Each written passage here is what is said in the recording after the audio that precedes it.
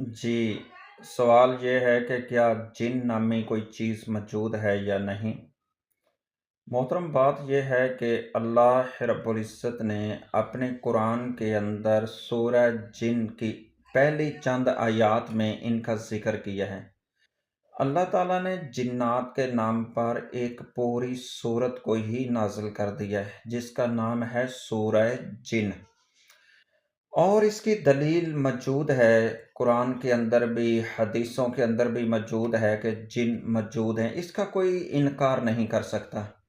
جس طرح سورہ جن کے اندر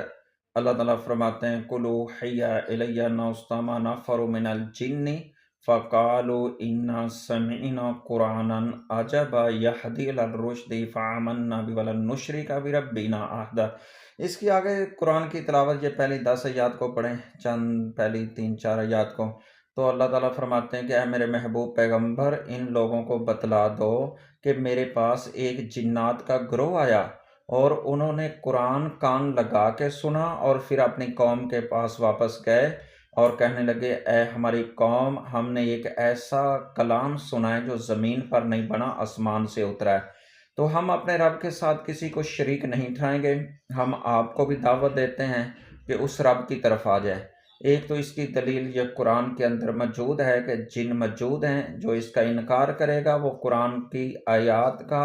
اللہ کے قرآن کا انکار کرتا ہے۔ جن موجود ہیں، جس طرح اللہ تعالیٰ اپنے قرآن میں فرماتے ہیں وَمَا خَلَقْتُ الْجِنَّ وَالْإِنسَ إِلَّا لِيَعْبُدُونَ، کہ اے لوگوں، میں جنوں اور انسانوں کو آگ سے پیدا کیا،